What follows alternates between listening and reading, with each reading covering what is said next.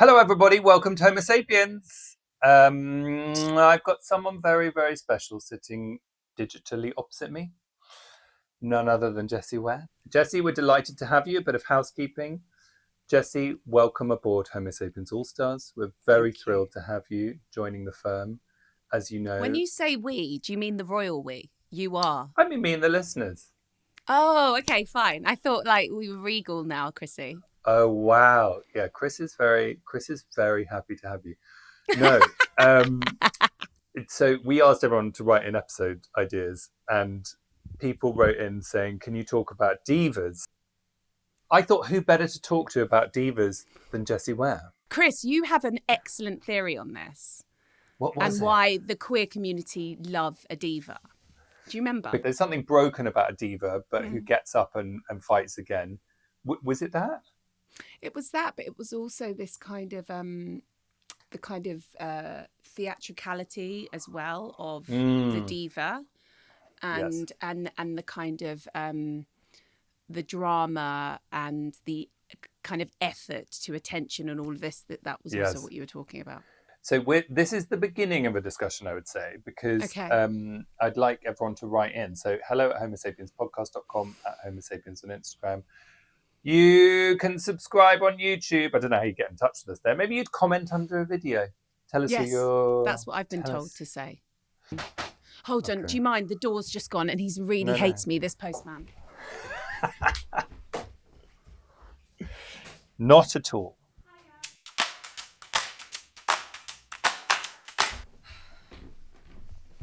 Sorry, he was in actually a better mood today because I don't know, he has a problem with my letterbox. Can I just say, being a postman in London now must be so annoying with all the Amazon parcels and no one's in.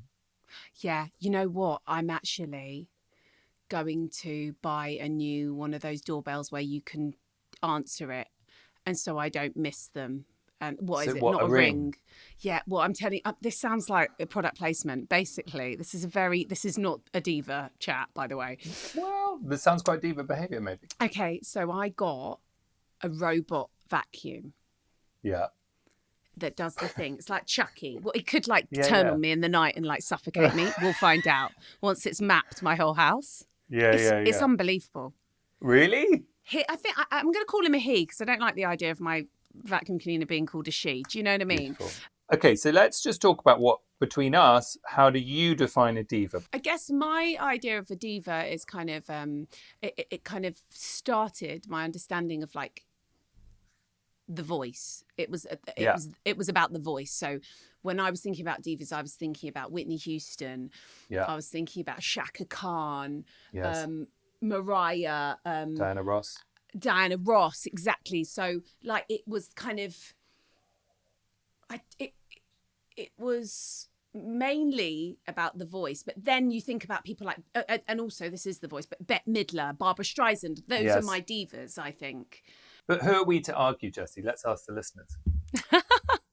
Why do gays love a diva? Survivors like the gays. Super talented, sass, strong, confident women. Divas are unapologetic about themselves.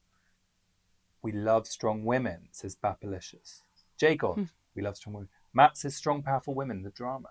They're survivors, basically. They take up space in a male-dominant industry. They don't confine themselves to being small, quiet. Because they're strong. What are the top 3 things that define a diva? So this is coming from you listeners, okay? Mm-hmm. I love that this was from Lindsay Lohan's therapist. You're a diva. Talent, enigma, charisma. Okay. Andrew Barker says talent, grandeur, and longevity. I like that. Longevity, Andy. Yeah. PMC Ginger says individuality and mystery and confidence. Face Icht says delusion. Delusion? Ouchie. Oh, and survival, comeback, real touch. Okay, yeah, that's from... that was from the same person. Face Icht. I'm probably saying this wrong, aren't I? Face Icht. Survival, comeback, real touch. Okay, this is from JGod73. Longevity, allyship, 0 fucks given. See, I think allyship, being there for the gays, is a big one. Uh-huh. You know? Like, I think the amount of divas who have really stuck up for the gays, the queers. So then other listeners would absolutely put Madonna Gaga, into diva. Madonna and Gaga. And Gaga, of course. Like, they are Yeah. incredible allies. Yeah. And I think there's like a pop. Oh, I think there's a diva and there's a pop diva. Ah, okay. We're going like sub. Subgenre.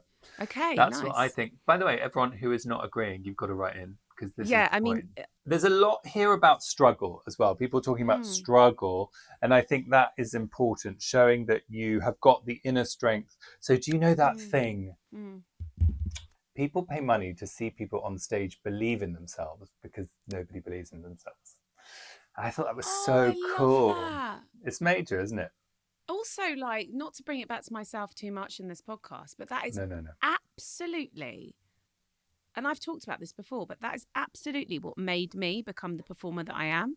The people that were watching me, all my people, and absolutely the queer community, like pushing. I mean, I guess I feel like the audience, like, I mean, because I had, but it came from the audience belief. I've completely taken this one over and turned it about me, but no. But it was absolutely to do with their belief in me that I was able to then become a better performer. So I feel like I was kind of the audience for a very long time, even at my own shows. Well, yeah, because your first song was Nervous.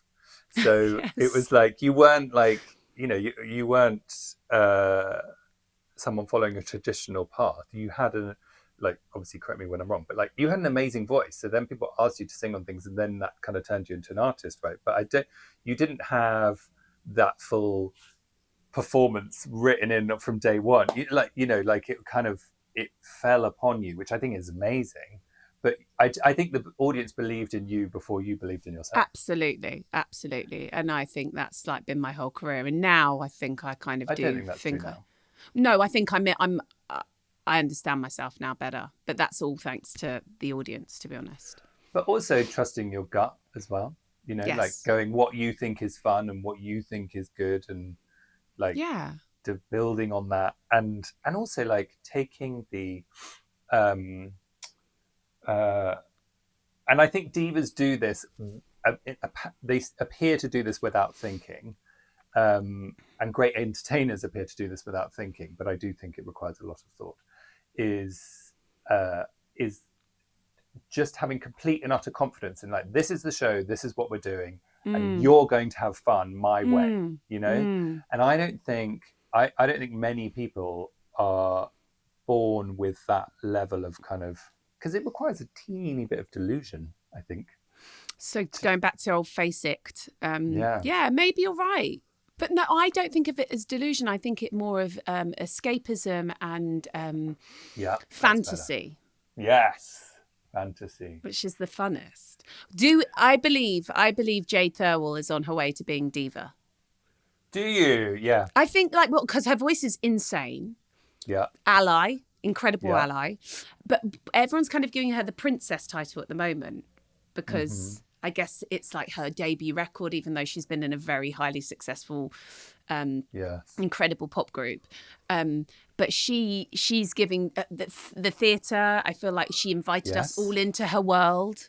Yes. And she just really, it has humour, it has drama, it has vocals, it has glam. I think she's a diva. I think we can say she's a diva.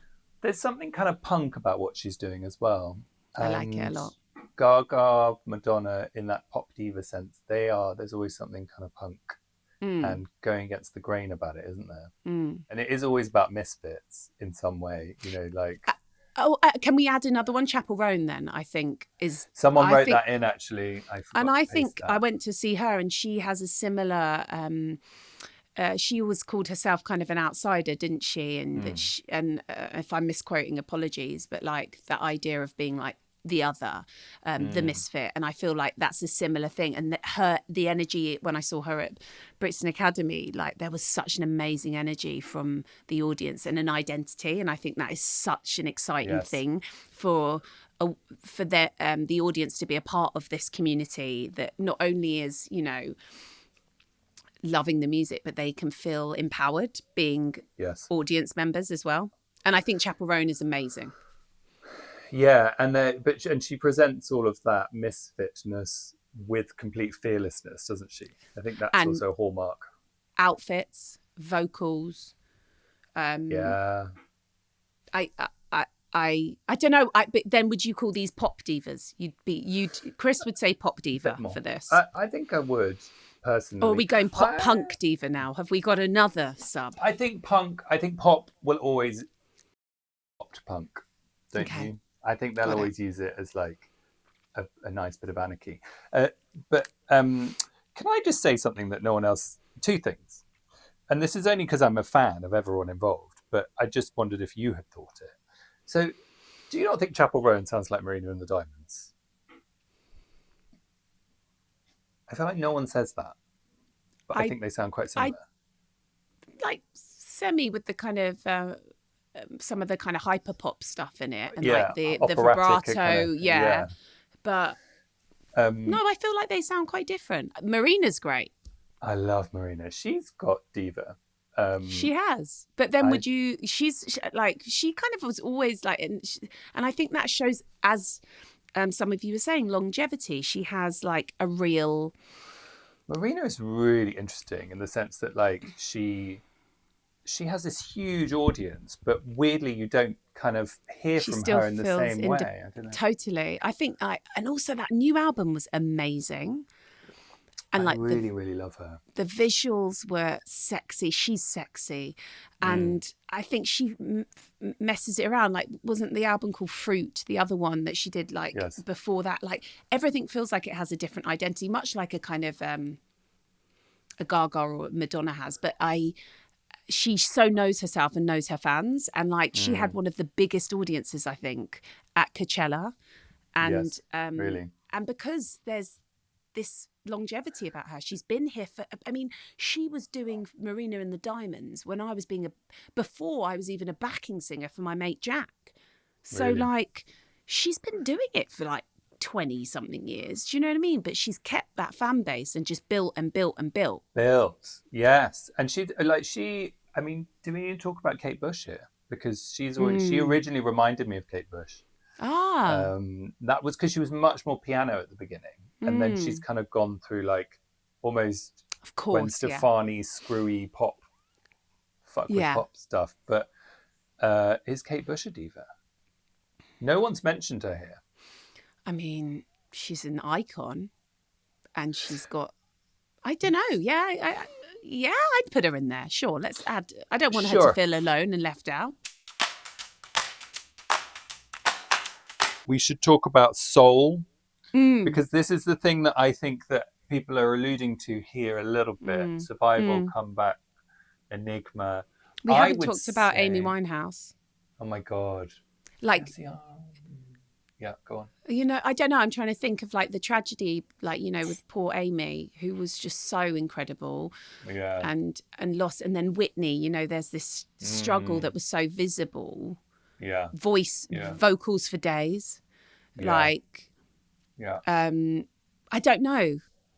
I think that soul is really important because the way they sing sort of imparts a sense of pain that they are working against with all the glamour of the performance. I think those two crashing together, and Liza Minnelli was so that.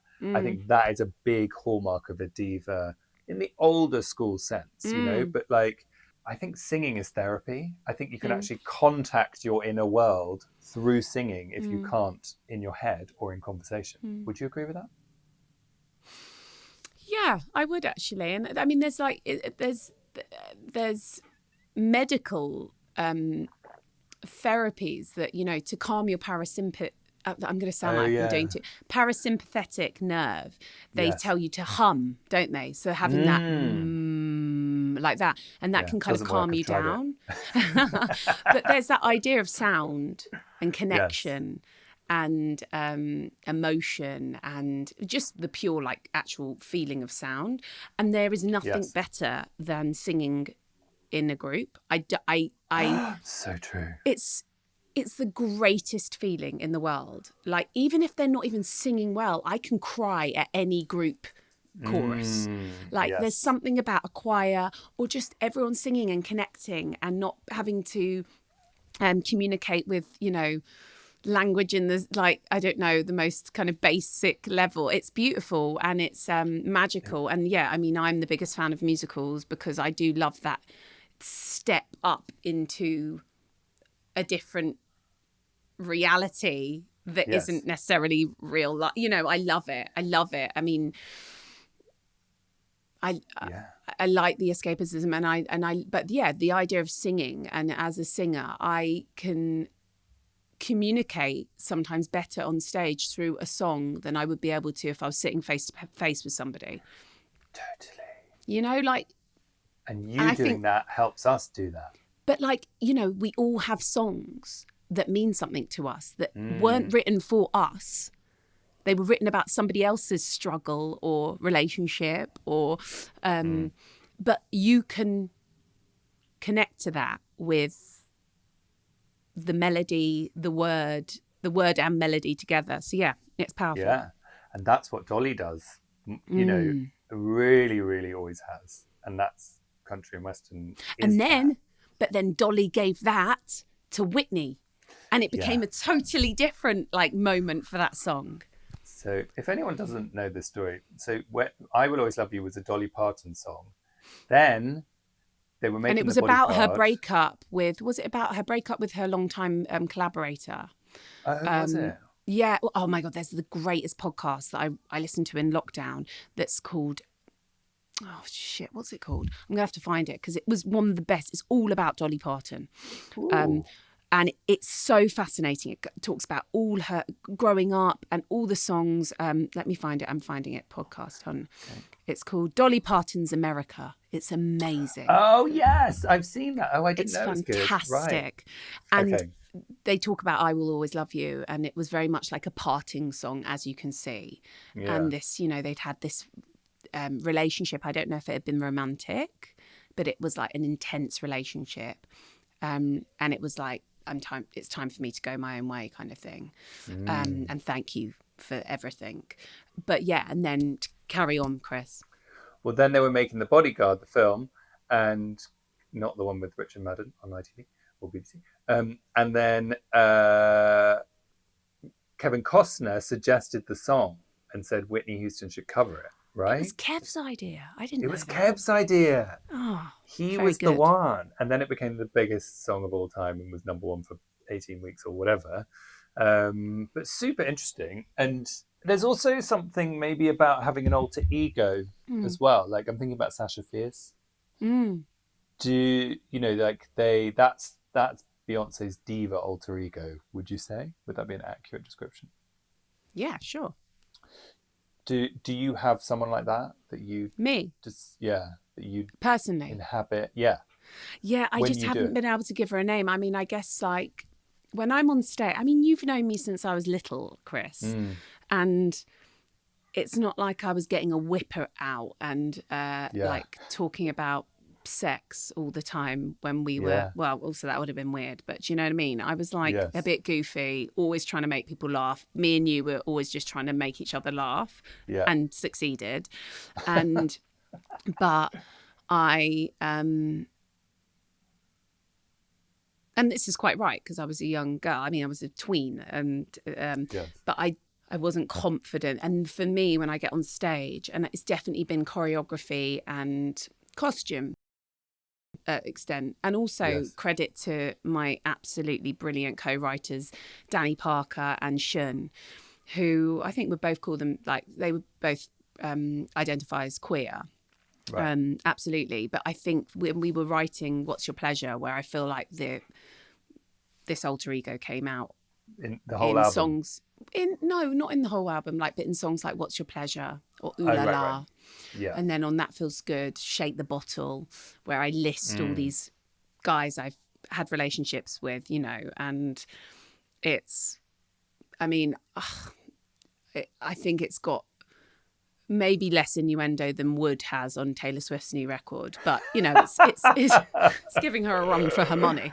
But you know, mine is very much about innuendo. But yes, when I'm in those worlds, I'm not being Jessie, mother of three, dropping the kids off at school, organising the spag bowl for dinner. Do you know what I mean? I'm being this other woman. So for me, when I did the last tour for That Feels Good, and I wanted people to come into the world of the Pearl Club.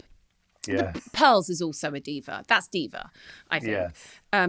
I gave everyone names because of this feeling like I couldn't be like, and I'm Jessie Ware. So I was Mother of Pearl.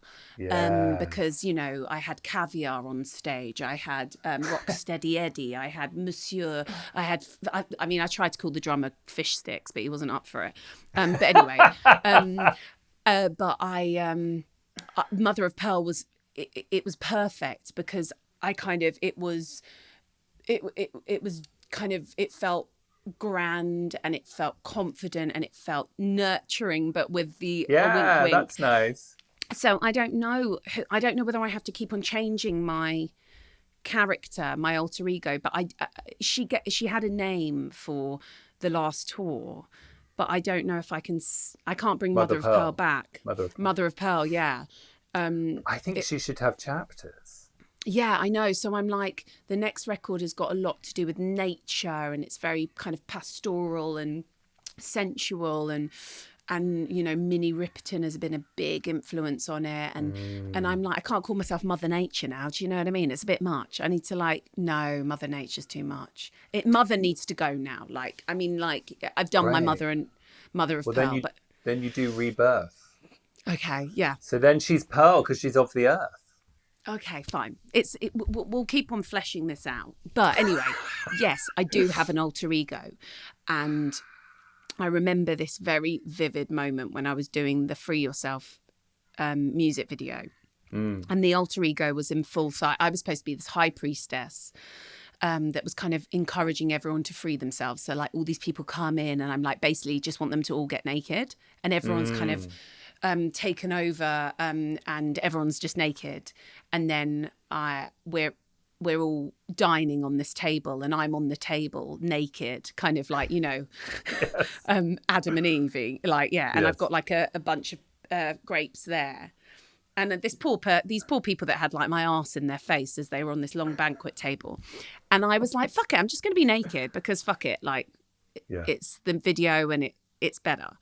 And I got home and I said, Sam, like, got naked in my video, like, felt really good, like, you know, like I'd just done my first like nude life drawing, you know, modelling or whatever. Felt really confident and empowered, and had just done this like anthemic song. And Sam was like, babe, you know, you do have to still pick the kids up from school.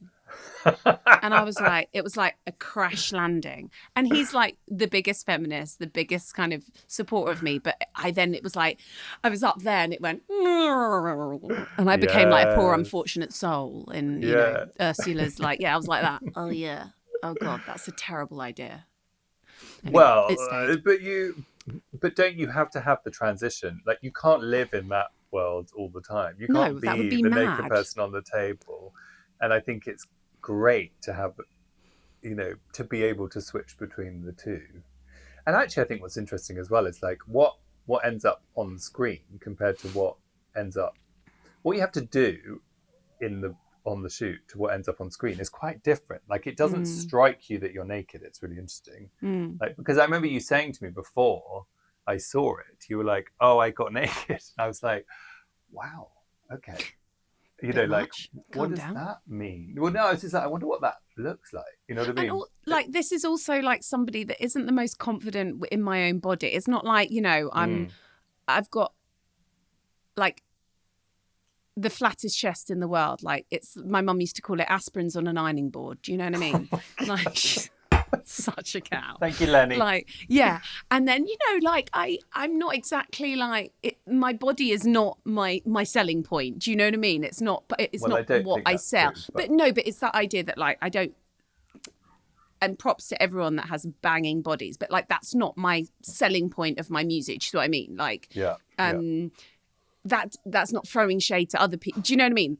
Please, No. all I've wanted to do is wear and actually, yes, but like, so for me to do it, I felt like, oh my God, it was like, great. And trying to think of like the videos where like, anyway, and then it was just really funny to the idea that I was like, oh, fuck yeah, everyone does have to see this. And I also had that moment on stage though, like when I had my whip out.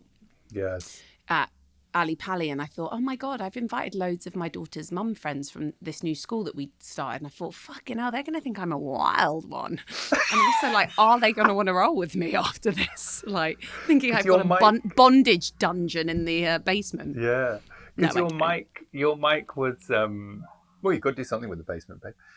Your mic was your mic holder was a whip, right? That was the design. Yeah. I don't know. I think it's really interesting. I think like that goes back to that comment I was saying earlier about whoever it was. I've said it's Patti Smith, but I know it's not. Like, people pay money to see people believe in themselves on stage, and I actually think it's the same thing as like, you don't have to have the perfect body and stuff. People pay to see people. Like, what's convincing about a diva is they believe in themselves, you know. And I think there are big qualities of you that are a diva. I'm not sure you'd agree with me.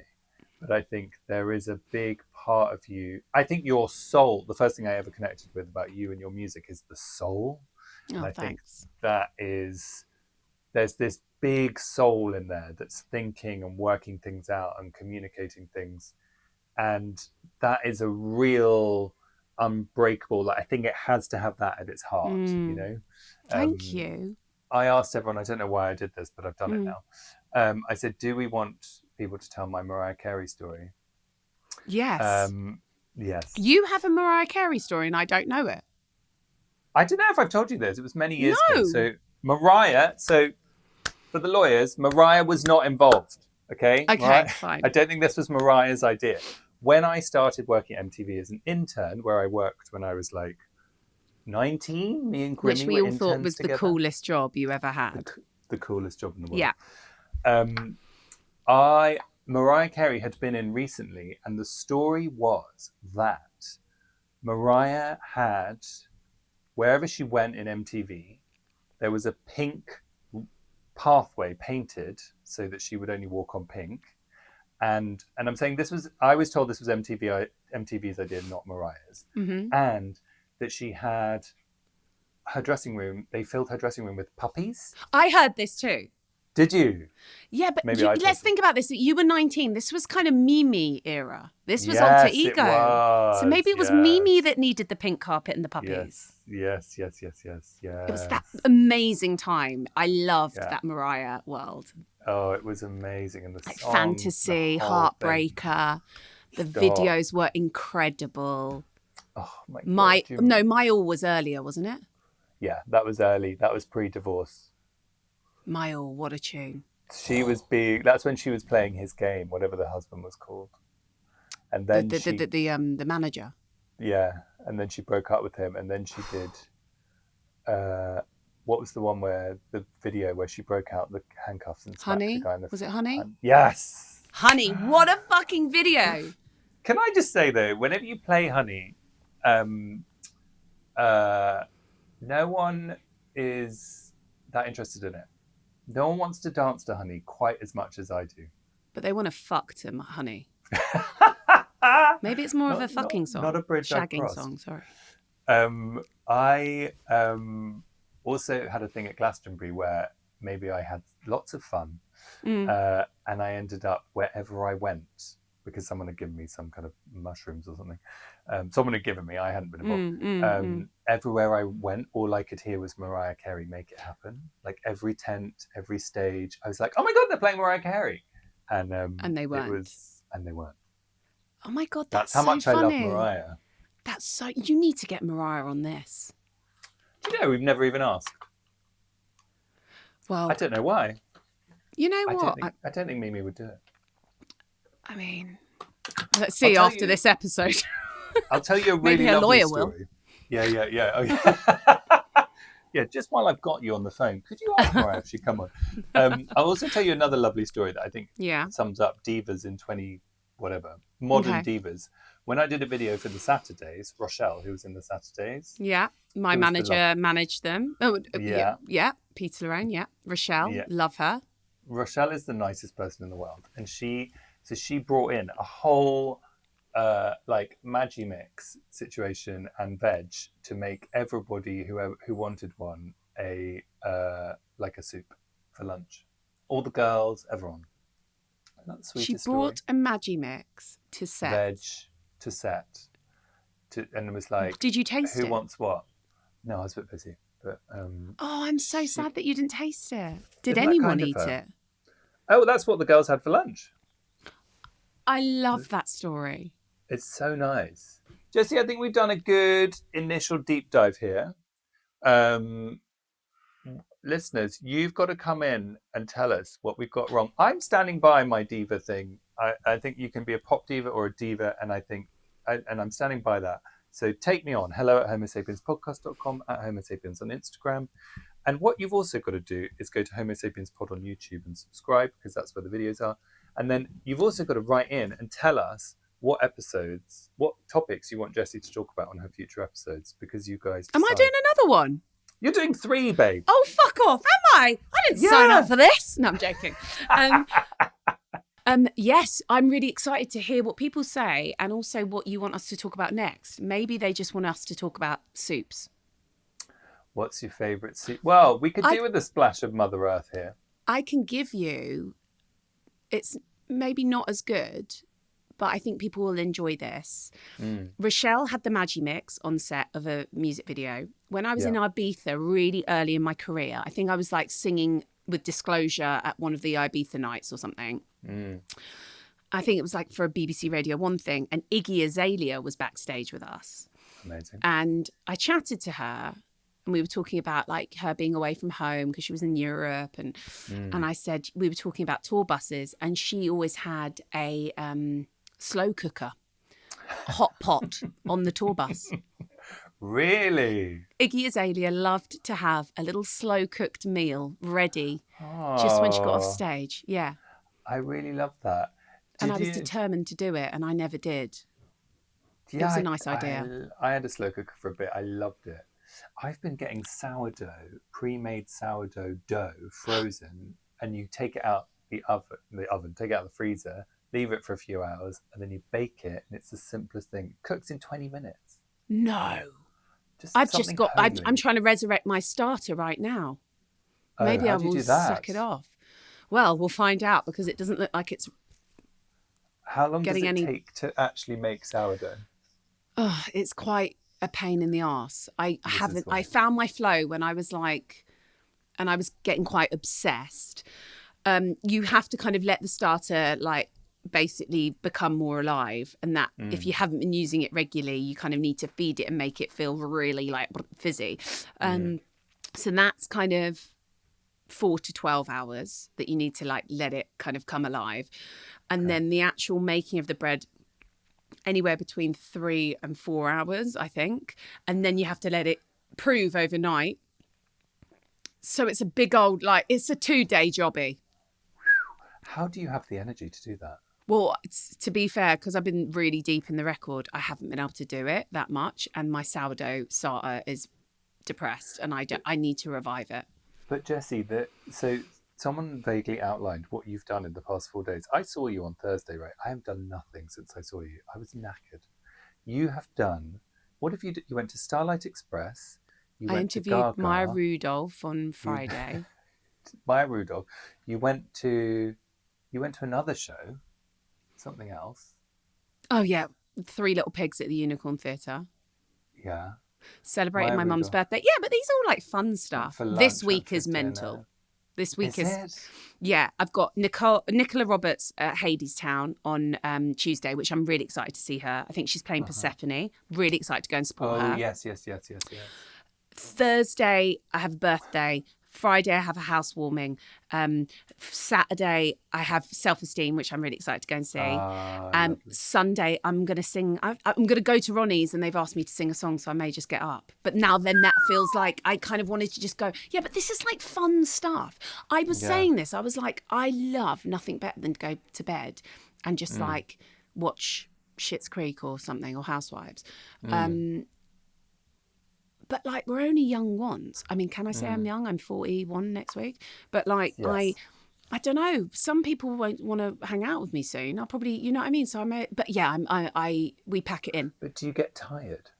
Yeah. But do you not? I think also you don't The really children are drink, do you? tiring. Yes, but they go to bed at 7. Mine don't anymore, babe. Of course, They want to yes. chat.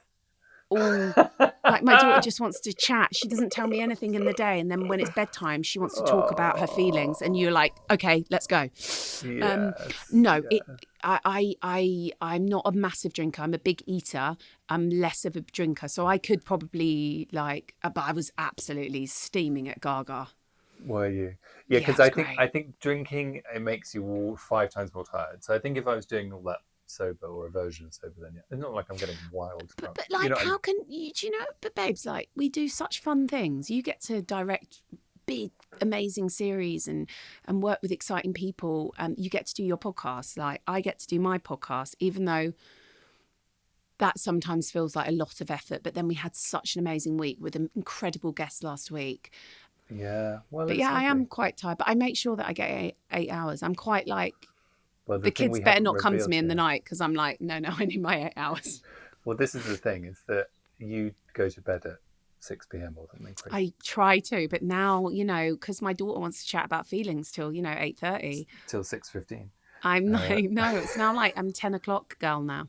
10 o'clock, Jessie. Yeah, I know. I'm so proud of you. All I want to do is do a matinee tour. That's all I want. Oh, that would be great. How good would that be? This is the last question. Do you have a plan for that, for those twilight years? Like, do you want to be like on the piano on stage, or would you do a musical? All I want to do is a musical. I want to write. I want to be involved in creating a musical, but I also would love to be in a musical. But I think whilst I've got young children, whilst they still want to talk about feelings and chat to me, I think maybe I'd like to do that later in my life. I also don't think I can act, so. I don't know whether I'd have to have musical theatre acting is a little different. Excuse me. You need to calm down. There was some beautiful acting in Starlight Express. Rusty and Pearl, beautiful. But it's a little big. It can be a little big, which is a bit easier. Yeah, maybe that's okay. Maybe I can be so I would love to do that, but I really wanted to do small shows for this record. And my agent was like, "Yeah, no. Like, we'll do a big show, and then you can do all your small shows." And I was like, "Okay." I'd love that. I want a residency in Ronnie's or the Carlisle. That's what I would bloody love. I need to stop making so many disco songs, and then I need to make a few more piano ones. But you can do pan pipes versions of them. Pan pipes. Yeah, pan pipes. What, like lift music? Yeah. Yes. Okay. Yeah. I think I'm played in lifts. Jazzy with the jazzy drawl over the top. You're always played. You're always played is Dalesford Organic Farm Stunning. Shop. Thank you. I'm like, where are the music in there is insane. It's like, where are they getting this from? Great. It's really, really good. It's because the Cotswolds is full of the gay community now, isn't it? They call it the Voxwolds.